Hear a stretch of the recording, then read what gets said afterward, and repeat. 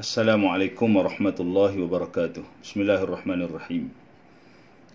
Kita ingin bicarakan tentang isu wasiat. Kelihatan di sana masih ada lagi individu ataupun pihak tertentu yang mengguna pakai ayat daripada surah Al-Baqarah ayat 180 untuk memberi penekanan tentang kewajipan berwasiat. Kita tidak nafikan ayat itu adalah dalil kepada pensyariatan wasiat. Tetapi kalau kita bicarakan lebih detail tentang hukum hakam wasiat, dengan merujuk kepada ayat 180 surah An-Nisa, memang disebut, Allah Ta'ala sebut, kutiba alaikum idha hadara ahadakumul maut, diwajibkan ke atas kamu apabila hampir nak mati, untuk kamu berwasiat kepada kaum kerabat. Kaum kerabat ni warislah. Termasuk juga waris mak ayah, anak-anak, isteri, suami dan sebagainya. Kemudian menggunakan dalil ini untuk menunjukkan wajib berwasiat. Kemudian disambung pula dengan ayat 181. Allah berfirman, "Faman baddalahu ba'dama sami'ahu fa innama ithmuhu 'alal ladzina yubaddiluna." Kemudian sesiapa yang mengubah mana-mana wasiat sesudah ia mendengarnya, maka sesungguhnya dosanya hanya ditanggung oleh orang yang mengubahnya. Soalnya bila berwasiat, wasiat tu tak boleh dibantah. Dia berdalilkan ayat tadi, dua ayat tadi. Kalau bantah berdosa. So penekanan yang dibuat berkenaan dengan wasiat, tapi dalam kaedah ataupun konteks yang memang salah. Sebab apa tuan-tuan? Saya tarik perhatian untuk saya baca apa yang terkandung dalam buku Al-Mu'tamad, kitab Al-Mu'tamad fi Fiqhil Madhhab Syafi'i ini. Dari sudut dalil pensyariatan memang dimasukkan ayat tadi, menunjukkan adanya wasiat, ataupun disyariatkan wasiat. Tapi kalau kita selusuri perkembangan wasiat ini, disebut dalam kitab Al-Mu'tamad berkaitan dengan hukum wasiat. Hukum pada zaman permulaan Islam, wasiat ni wajib. Wajib wasiat kepada ibu bapa, kepada kaum kerabat, merujuk ayat tadilah, kutiba alaikum idza hadara ahadakumul maut.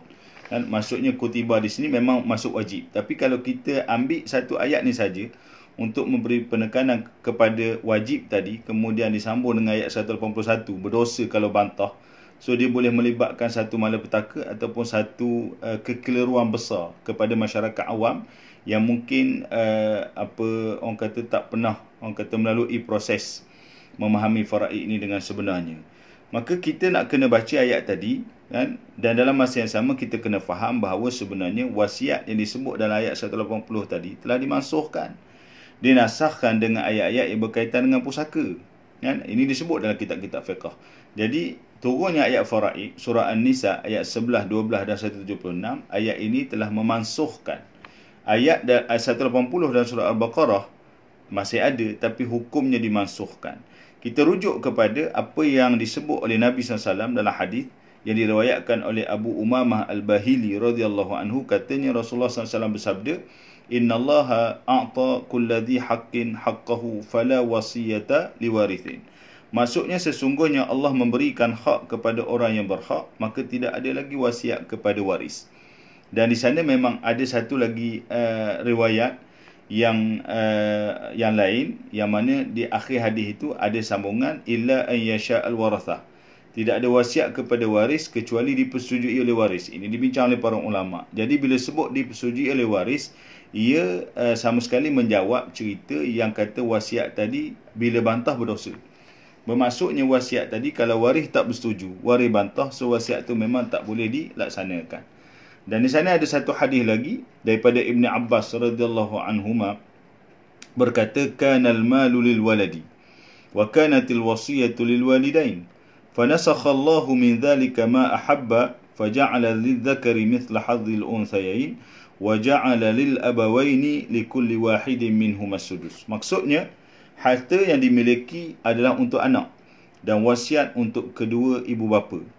Lalu Allah Subhanahu wa taala menghapuskan hal itu sesukanya dan menetapkan bahagian untuk lelaki sama dengan bahagian dua orang perempuan, dan masing-masing dari kedua orang tuanya mendapat 1/6. Hadis riwayat, ada sahih riwayat Imam Bukhari. Maka tuan-tuan, hal ini dipersetujui oleh para sahabat, tabi'in dan ulama tafsir. Kan? Ramai sahabat yang meninggal dunia disebut dalam kitab Al-Mu'tamad, namun tidak pernah dinukilkan daripada mereka bahawa mereka berwasiat. Tetapi tidak dikhabarkan bahawa adanya pengingkaran dari seluruh sahabat. Jika wasiat diwajibkan pelaksanaannya, tentu mereka tidak akan meninggalkannya. Jika mereka meninggalkannya, maka tidak ada seorang pun yang mengingkari perbuatan tersebut. Jadi tuan-tuan, nak disebut di sini bahawa kita kena jelas, kan? Orang yang nak bercakap pasal wasiat, nak berbisnes pasal wasiat, nak promosi apa-apa produk berkaitan dengan wasiat, jangan salah gunakan dalil, kan, tentang kewajipan berwasiat tadi, kan? Tidak salah untuk mempromosi wasiat. Penting bagi kita untuk berwasiat, melantik wasi, melantik pemegang amanah, wasiat pentadbiran pusaka, kan? Ada kepentingan, dan di sana adanya kepentingan tentang wasiat kepada bukan waris, dan di sana ada juga apa orang kata akta-akta enactment yang membincangkan tentang hukum wasiat kepada waris. Ada khilaf ulama, tapi menggunakan pakai ayat tadi secara umum untuk menunjukkan wajib wasiat, kemudian kalau bantah wasiat ni berdosa, so amat bahaya kepada kefahaman masyarakat.